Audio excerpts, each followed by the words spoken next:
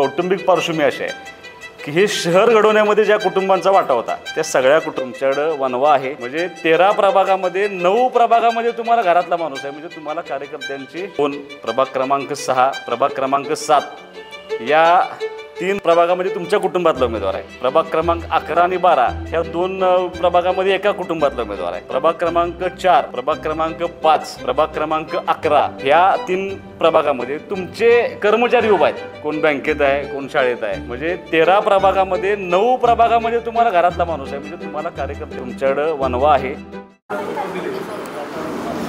ओळख नाही. आज आमच्यावरती आरोप झाला की तुम्हाला 27 उमेदवार मिळाले नाहीत.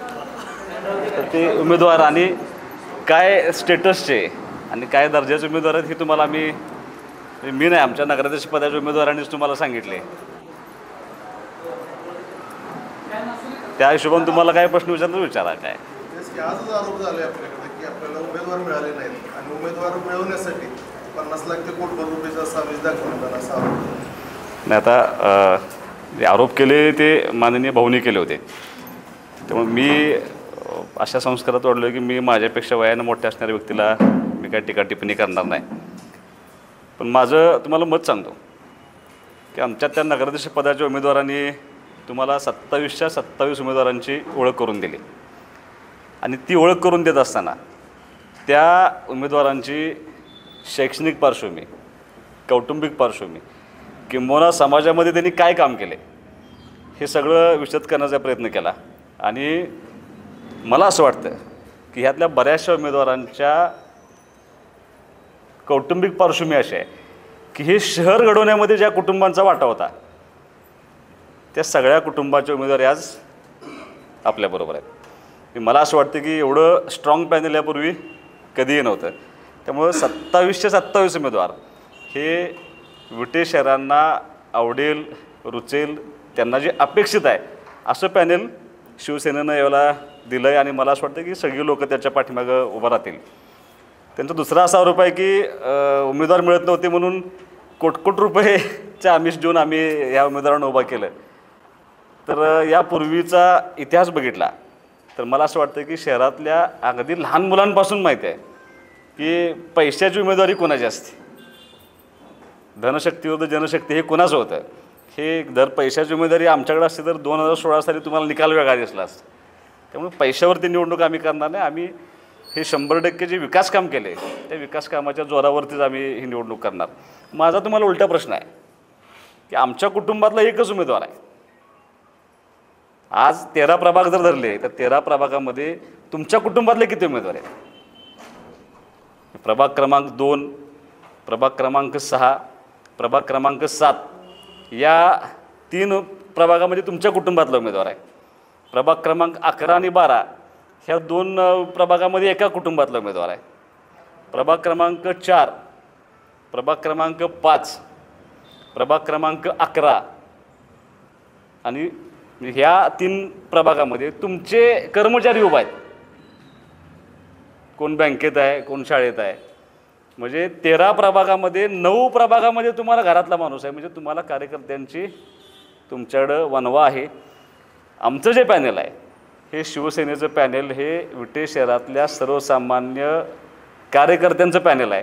इथं कुठंही नेत्याच्या घरातला किंवा एका कुटुंबातले 10-12 असं कुठं उभा नाही. मला असं वाटतं की हे आत्मपरीक्षण त्यांनी करायला पाहिजे होतं. म्हणजे हे भाऊंच्याकडून अपेक्षित नाही, हे वैभवकडून फार अपेक्षित आहे. पण मला असं वाटतं की एका कुटुंबातले 9 उमेदवार एका बाजूला आहेत आणि हे सगळं 27चे 27 उमेदवार हे जनतेनं त्यांच्या मनातले जे उमेदवार होते ही सगळी मंडळी शिवसेनेच्या बाजूने उभा आहेत. त्यामुळे मला असं वाटतं की असं काय नाही आहे. त्यांनी असं सांगितलं की विकासाच्या गप्पा हवा केल्या जातील. हवा नाही, तुम्ही ज्या रस्त्यावरून रोज जाता तोही रस्ता आम्हीच केला आहे.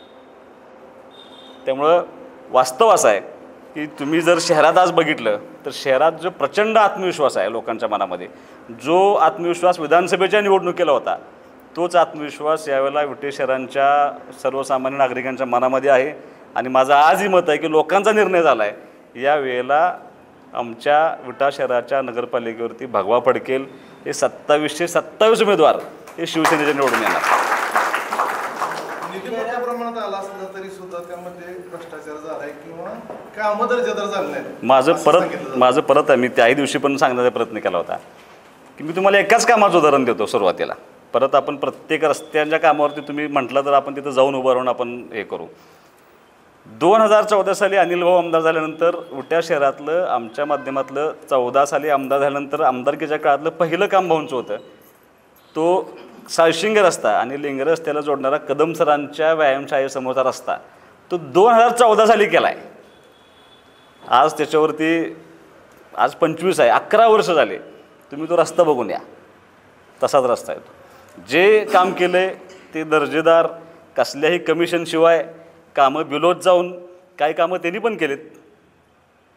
कॉन्ट्रॅक्टर ते आहेत, त्यांनी बिलोत जाऊन कामं घेतलीत. त्यामुळं त्यांनी असा आरोप करणं चुकीचं आहे. आम्ही कधीही कमिशनच्या टक्केवारीत कोण आहे हे मला असं वाटतं की सगळ्यांना माहिती आहे. त्यामुळे ह्या विषयावर काय फारसं बोलणं उचित नाही. स्वच्छतेचं पण सांगितलं जातं की शहर बकाल झाले आता, फोटो वगैरे सोशल मग नंबर कसा काय आला? आता झाले प्रशासकीय काळ अलीकडच्या काळात झाले, प्रशासनाच्या काळात प्रशासकीय काळामध्येच नंबर आला आहे. माझं बरोबर ना, 5 स्टार रेटिंग जे त्यांनी लावते आता, ते रेटिंग प्रशासकीय काळामध्ये ह्या नगरपालिकेच्या प्रशासनानं केलेल्या कामावर त्यांना मिळाले. मला असं वाटतं की हे एकट्या प्रशासनाचं काम नाही, की विटे शहरातल्या सगळ्या लोकांनी मदत केल्यामुळं, त्यात मग विरोधक असतील, सत्ताधारी असतील, सामान्य नागरिक असेल, या सगळ्यांनी स्वच्छता पाळल्यामुळं तो नंबर मिळाला. ते काय त्याचं राजकारणाशी काय संबंध आहे, प्रशासनाशी पण काय संबंध नाही. जेव्हा बाहेर पडले तेव्हा तुमच्या संपर्कात होता, त्यांचा एक चर्चा झाली, त्यांच्यावर आरोप झाला? नाही, असं काय अनिल अप्पा माझ्या संपर्कात नव्हते. अनिल अप्पांचं एक वैशिष्ट्य असं आहे की ते निष्ठावान भाजपचे कार्यकर्ते होते. म्हणजे आता तो कदाचित त्यांच्यावरती दुर्दैवी प्रसंग असेल. राजकारणामध्ये इतके खालच्या स्तराचे डावपीच कधी खेळले जाऊन नयेत. माणसांना थोडं स्पष्ट वक्ता असावं, एखाद्याला द्यायचं नाही तर द्यायचं नाही म्हणून सांगायला पाहिजे उमेदवारी. पण अनिल अप्पांसारख्या भाजपच्या जुन्या कार्यकर्त्यांच्यावरती, म्हणजे ज्यांनी खऱ्या अर्थानं भाजप काहीच अस्तित्व नव्हतं त्यावेळेला ह्या लोकांनी प्रसंगी अपमान, टीका टिप्पणी सहन करून ज्यांनी भाजप सांभाळली होती, त्या लोकांच्यावरती आज अन्याय झाला. म्हणजे आम्ही पहिल्यापासून सांगत होतो की भाजप खुर्द आणि भाजप बुद्रुक. आता भाजप खुर्दची वाईट अवस्था आहे. फसवलंच ना. म्हणजे आता काही घटना आमच्या कानावरती आल्या, म्हणजे काही काल्पनिक आहेत का खऱ्या आहेत माहीत नाही, पण मी त्यांची प्रेस बघितली. अनिल अप्पांची सहकुटुंब बोलवलं होतं आणि प्रत्येक उमेदवाराला घरातल्या पत्नीसमोर सांगितलं होतं की बाबा तुझ्या बाबतीत आमची तक्रार होती, पण तू आता आमच्यावर राहिलं पाहिजे, भाजपवर राहिलं पाहिजे, असं सांगून दुसऱ्या दिवशी बी फॉर्म द्यायचं नाही. ही आश्चर्यकारक गोष्ट आहे. अमोलदादा बाबर यांची प्रभाग 2 मध्ये उमेदवारी म्हणून अपेक्षित होतं, आणि त्यांनी 9 मध्ये लढत आहे, तर त्याचं कारण काय? त्याचं कारण असं आहे की जिथं पार्टीला आवश्यक आहे, अमोलदादा बाबर 2 मध्ये लढले असते तर खूप मोठ्या फरकाने निवडून आले असते. आज 2 मध्ये सीट ही शिवसेनेचीच विजयी होणार. पण पार्टीला आवश्यकता अशी वाटली की दादा जर 9 प्रभागामध्ये गेला तर आसपासच्या 4 प्रभागांच्यावरती त्याचा प्रभाव राहू शकतो. तर तो निर्णय करून आम्ही अमोलदादांची उमेदवारी प्रभाग क्रमांक 9 मध्ये केली. नगराध्यक्ष मॅडमने आता सांगितलं की स्वच्छतागृहाचा, महिला स्वच्छतागृहांचा प्रश्न सगळ्यात महत्त्वाचा. देशात पहिलं शहर असताना महिलांच्यासाठी शौचालयाची कुठेही बाहेर नाही येणारी महिलांसाठी असं एकही नाही. त्यासाठी काय विजन आपले काय? नाही, 100% आम्ही आमच्या निवडणुकीचा अजेंडा जो घेऊन जातो आहे त्या अजेंड्यामध्ये आमचा स्पष्ट उल्लेख आहे की महिलांसाठी ज्या काही योजना आम्हाला राबवायच्या आहेत त्या सगळ्या योजनांचं आम्ही एक ब्रोशर तयार केले. त्याच्यामध्ये बाहेरून येणाऱ्या महिला किंवा आमच्यातल्या शहरातल्या महिलासुद्धा, ज्यावेळेला महिला भाजी मंडईत आठवडा बाजारमध्ये भाजी घ्यायला चालत जातात, मी आठवडा बाजार म्हणतोय, भाजी मंडई चुकून शब्द गेला, आठवडा बाजारामध्ये भाजी चालत गेल्या किंवा आणि कुठं चालत गेल्या, त्यांना जर दुर्दैवानं जायचं असेल बाथरूमला तर आज विट्यामध्ये कुठेही महिलांसाठी तशी व्यवस्था नाही. ती व्यवस्था जिथं जिथं महिलांचा जास्त वार आहे, मग एस टी स्टँड असेल, आठवडा बाजार असेल, भविष्यामध्ये आम्ही ज्या भाजी मंडई उभा करणार असेल, या सगळ्या ठिकाणी आम्ही ती व्यवस्था करून देण्याचा शब्द आम्ही महिलांना दिला आहे आमच्या अजेंड्यामध्ये.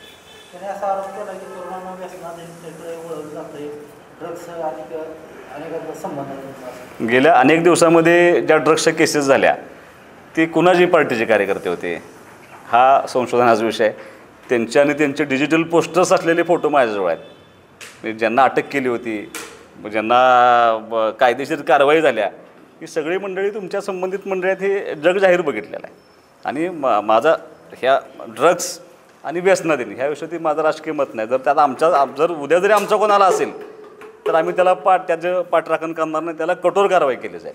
आजपर्यंत तरी आमचं त्यात कोणाचाही समावेश आमच्या पार्टीच्या कोणाचे नाही. जे झालेत ते बऱ्यापैकी त्यांच्याच पार्टीचे लोक सापडलेत त्या विषयामध्ये.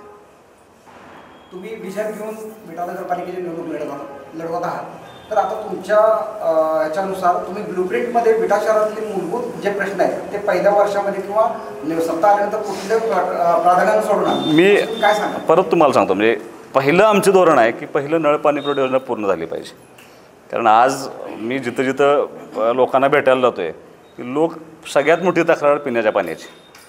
ज्या वेळेला आता 95 साली भाजप सेना युतीनं सरकारला पैसे दिले होते योजनेसाठी, 2016 साली परत भाजप सेना युतीनं पैसे दिले, 32 कोटी रुपये आले होते. काय झाला हा तो संशोधनाचा प्रश्न आहे.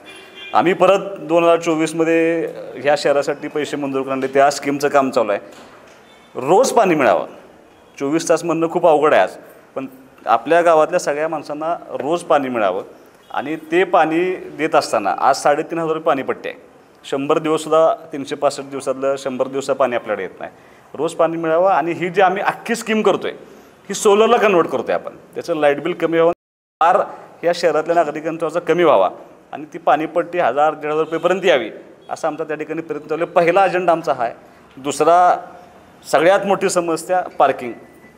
शहरामध्ये इतकी वाईट अवस्था आहे, माझ्या घरातून जरी बाहेर पडलं तरी छत्रपती शिवाजी महाराजांच्या पुतळ्यापर्यंत यायला 10 मिनिट लागतात. आता इथून पुढच्या सगळ्या गोष्टींचं बेसिक रस्ते मोठे करणे, पार्किंगची व्यवस्था पूर्णपणे उभा करणे.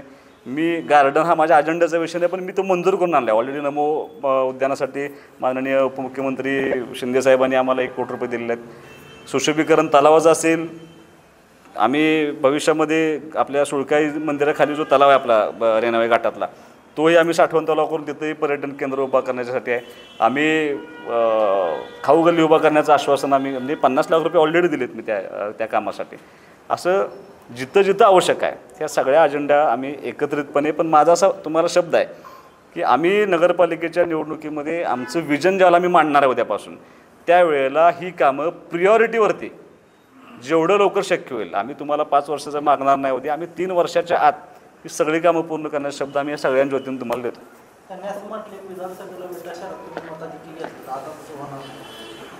असं कसं असेल, हे माझं स्पष्ट मत आहे की मी आता तुम्हाला आठवतं का बघा, बरोबर 1 वर्ष झालं या सगळ्या प्रक्रियेला विधानसभेच्या. उद्या विधानसभेचा निकाल होता, 23 नोव्हेंबरला विधानसभेचा निकाल होता. शेवटची जी पदयात्रा झाली माझी, त्या पदयात्रेला समारोप करत असताना प्रचाराचा मी छत्रपती शिवाजी महाराजांच्या पुतळ्यासमोर त्यांच्या साक्षीने असं सांगितलं होतं की मला पूर्ण आत्मविश्वास आहे की शहरातले लोक माझ्या पाठीमागे उभं राहतील, मला लीड देतील. आणि ते लीड हे विधानसभेसाठी नसणार, ते लीड नगरपालिकेसाठी निवडणूक असेल की नगरपालिका निवडणूक घ्या तुम्ही ताब्यात यासाठी असेल. आणि आज आत्मविश्वास तो आजही माझ्याकडे तसाच आहे. अच्छा, तो खूप म्हणजे तो काय तयार केलेला नव्हता. मी खरेदी विक्री संघाजवळ उभा राहिलो होतो.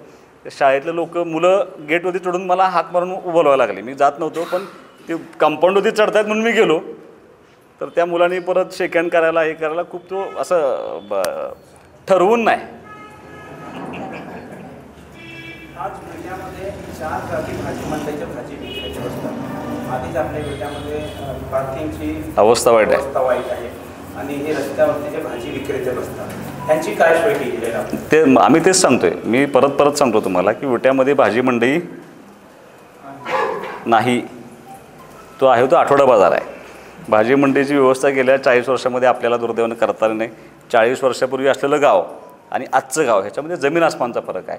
आज 4-4 किलोमीटरचा विस्तार ह्या गावाचा छत्रपती शिवाजी महाराजांच्या चौकापासून सगळीकडे झाला आहे. मला असं वाटतं की आता लोकांच्या गरजेनुसार, मग समजा मार्केट कमिटीमध्ये भाजी मंडई एखादी उभं करता येते का, शिवाजीनगरमधून सुद्धा माणसांनी इथंच यायचं आणि रेवानगरमधून सुद्धा माणसांनी इथंच एका ठिकाणी यायचं, त्याच्यापेक्षा अशा 3 ते 4 ठिकाणी आपल्याला भाजी मंडईची व्यवस्था करता येते का सगळ्या रोडला. यासाठी आम्ही जागेंचं परत, कारण दुर्दैवानं नगरपालिकेनं कुठेही जागा ताब्यात घेतलेल्या नाही आपल्या.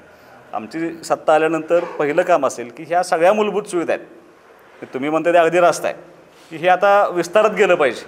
भाजी मंडई 2, 3, 4 ठिकाणी वेगळी झाली पाहिजे, तरच हे पार्किंगचे प्रश्न, ट्रॅफिकचे प्रश्न आणि मार्केट सुधारण्यासाठी त्याचा उपयोग होऊ शकतो.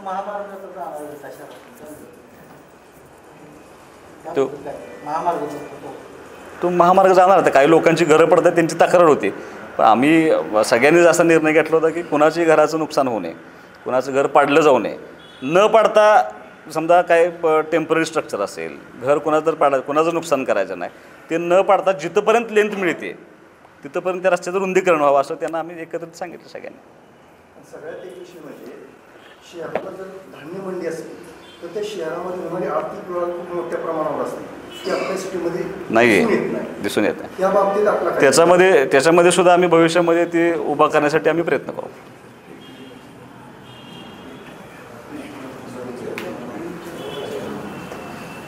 अजून काय असेल सांगा.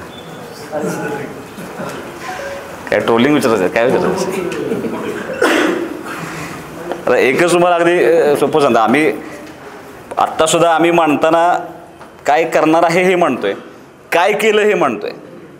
आता समोरचे लोकांची अडचण अशी आहे की केलं काहीच नाही, काय करायचं आहे ते सुद्धा कन्फ्युजन आहे. हातामध्ये काय नसल्यामुळं आता सध्या एकच चालू आहे की उमेदवार घ्यायचे आणि त्या उमेदवारची ट्रोलिंग करायचं. ते काय ट्रोलिंग असं मान्य होत नसतं. एक ट्रोलिंग नंदू काकांच्यावरती केलं, समोरच्या उमेदवारानं माफी मागितली, इतकं वाईट प्रतिसाद त्यांना त्या ट्रोलिंगचा मिळाला. त्यामुळं आता माझं मत हेच आहे की मी केलं आहे म्हणून सांगतो आहे, आम्ही सगळं केलं आहे. सगळे समोर बसलेले या शहरातले लोक सगळ्यांनी एकत्र येऊन या गावाचा विकास करण्याचा प्रयत्न केला आहे आणि काय करणार हे म्हणतो आहे. सोशल मीडियावर सुद्धा बऱ्याच चर्चा केल्या जाते, तर त्यांना करतायत त्यांना तुम्ही काय? नाही, अजिबात नाही. सोशल मीडियाच्या कुठल्याही ट्रोलिंगला उत्तर द्यायची आवश्यकता नाही. लोक फार हुशार आहेत. मी काल सांगितलं जेनझी आली आता मतदानाला. आता तो काळ दहशतीचा, दडपशाहीचा हा गेला. लोकांना काम पाहिजे. लोक सांगतात तुम्ही काम दाखवा, काय करणार आहे सांगा, आम्ही तुमच्याबरोबर राहू. त्यामुळे मला असं वाटतं की ते दिवस गेले. आता सोशल मीडिया ठीक आहे, सोशल मीडियाला एखादी वेव क्रिएट होऊ शकते, पण शेवटी मतदान करत असताना माणूस ज्यावेळेला बूथपर्यंत जातो त्यावेळेला त्याला चांगल्याच गोष्टी आठवतात आणि त्या गोष्टी आठवल्यानंतर लोक आमच्या पाठीमागे राहतील असा मला विश्वास आहे. विटेकर नागरिकांना आता काय आव्हान करतात? नाही, विटेकर नागरिकांना माझं म्हणजे नम्र आव्हान आहे, मी प्रत्येक वेळेला करतोच आता, की ह्या शहराचा खऱ्या अर्थानं जर कायापालट करायचा असेल, आम्ही अनेक शब्द निवडणुकीला आमचे सगळे उमेदवार फिरत आहेत, एकत्रितपणे सगळे काम करत आहेत. लोकांच्या समोर गेल्यानंतर आम्ही पहिली गोष्ट अशी सांगतो आहे की तुम्हाला ह्या शहराचा विकास येत्या 5 वर्षामध्ये करून देण्याची ग्वाही आम्ही या निमित्तानं दिली आहे. आमचा एकही नगरसेवक निवडून आल्यानंतर चुकीचं काम करणार नाही, कुठंही त्या नगरपालिकेमध्ये कसलेही आर्थिक व्यवहार होणार नाही, कोणावरतीही दडपशाही होणार नाही. मी प्रत्येक भाषणामध्ये सांगतो आहे की आमचं पहिलं काम काय असेल तर आमची सत्ता आल्यानंतर विटे शहरामध्ये घर बांधायला कोणालाही पैसे द्यावे लागणार नाहीत. आणि जर आमचा नगरसेवक चुकला तर आम्ही सगळे एकत्र येऊन त्या नगरसेवकाला राजीनामा देण्यास भाग पाडू आणि त्याला ह्या यंत्रणेतून बाहेर काढू, असा सुद्धा शब्द मी लोकांना दिला आहे. महायुती ही टेक्निकल बाजू झाली. वास्तव असं आहे की गेल्या अनेक वर्षाचं जी लढत आहे ती आमच्या ह्या 2 पार्टीमध्ये संघर्ष आहे. आता मी कधीच पक्ष बदलला, मी चिन्ह बदललेलं नाही. राष्ट्रवादी सोडतात मला आता 11-12 वर्ष झाले. समोरच्या पार्टीची अडचण अशी आहे की आता बरोबर 1 वर्षापूर्वी भाषणं काढली तर भाजपवरती इतक्या घाण शब्दात टीका केली आणि आता कसं भाजप चांगला हे सांगायचं आहे, लोकांना पटवून द्यायचं आहे. त्यामुळं मला असं वाटतं की उद्या 2029 साली हे भाजपबरोबर असतील का, हा भाजपच्या नेतृत्वाला सुद्धा प्रश्न आहे. त्यांच्या मनामध्ये पण ती शंका आहे. कारण मी 2024च्या विधानसभेच्या निवडणुकीला राष्ट्रवादीच्या अनेक लोकांना मी आवाहन केलं होतं की विधानसभा झाली की हे तुमच्या पक्षाबरोबर राहणार नाही. तसंच घडलं. आजही तुम्हाला सांगतो मी, माझं आता हे शेवटी असं डिजिटल फुटप्रिंट आहे, ते कधीच संपत नाहीत. आज तुम्हाला डिजिटल फुटप्रिंटच्या समोर सांगतो की 29च्या विधानसभेच्या निवडणुकीला हे भाजपमध्ये असतील का, ही शंका तुम्हालाही आहे, मलाही आहे आणि भाजपच्या नेतृत्वाला पण आहे.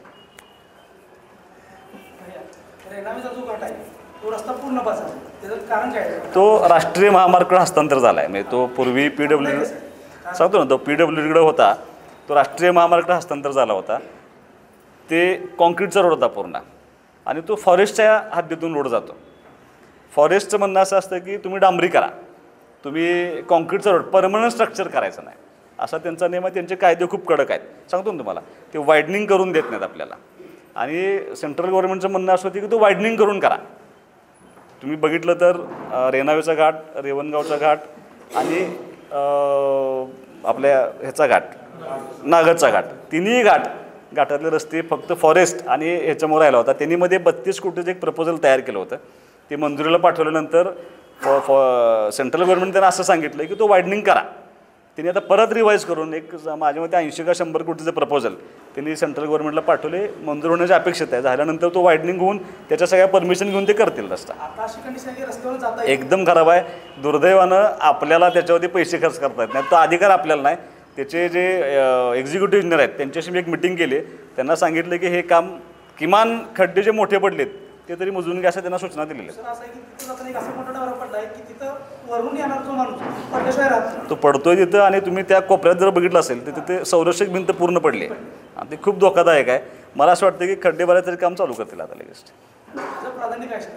नाही, तो सेंट्रल गव्हर्नमेंटचा विषय. आपण नाही तात्पुरता सुद्धा मी त्यांना सांगितले, पण मला असं वाटतं करतील काम चालू. सुरली घाटात झाला त्याच्यावरती नाराजी झाली. त्यांचं म्हणणं होतं की वायडनिंग करा आणि फॉरेस्ट वायडनिंग करून देत नाही फॉरेस्ट आपल्याला. तर ते परमिशनसाठी सगळे केले. आता 27-0चा नारा दिला गेला. तुमच्याकडून कसा नारा? 27-0 त्यात काय असं होणार नाही. 27-0